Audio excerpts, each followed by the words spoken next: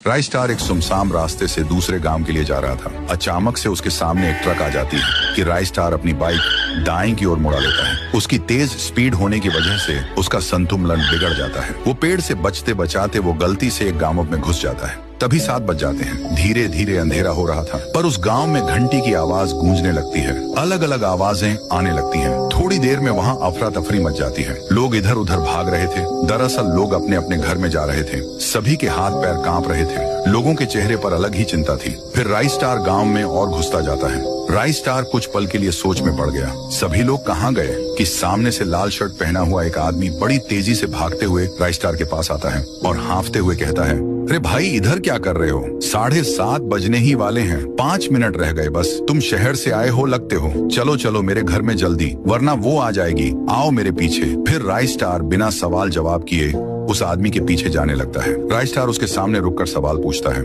अरे भाई, ये यहाँ पर क्या हो रहा है? तुम मुझे 7:30 बजे से पहले अपने घर में क्यों लेकर आए? और ये अजीब सी घंटी की आवाज क्यों गूंज रही है? आदमी कहता है, अरे मैं पागलों जैसी बात नहीं कर रहा हूँ। इसका सच जानकर तुम्हारे रोंगटे खड़े हो जाएंगे। इस गांव में रोज 7:30 बजे एक चुड़ैल आती है जो कि लोगों को मार के उस पेड़ में लेकर जाती है। बात हो ही रही थी उसी सूखे पेड़ की जहाँ राइस स्टार ने अपनी बाइक रोकी थी। तभी अचानक से उस पेड़ में से वही चुड़ैल निकलती है जिसके बारे में वह आदमी बता रहा था। राइस स्टार उस चुड़ैल को देखकर दंग रह गया। बस फिर क्या था, वो चुड़ैल उन दोनों को देखकर उनके पास आने लगती है। वह उनके पास आके कहती है, राइस स्टार, ओ राइस स्टार, जरा बाहर तो आना। मैं तुम्हारी बहन जैसी हूँ ना, मुझसे डरो मत। आओ बाहर। 1 मिनट, तुम्हें मेरा नाम कैसे पता है? मैं तो तुमसे पहली बार ही मिला हूँ। अरे इसके मुंह मत लगो, इसको सारे लोगों के नाम पता है। ये खतरनाक भूतनी है। इतना कहते ही वो चुड़ैल वहाँ से तेजी से जाने लगी और वहीं पास के दूसरे पेड़ के पास जाकर रुक गई। फिर राइस स्टार सवाल पूछता है, मुझे एक बात बताओ, ये भूतनी लोगों को क्यों मारती है और ये पेड़ में आई कैसे? इस चुड़ैल में बहुत गुस्सा था।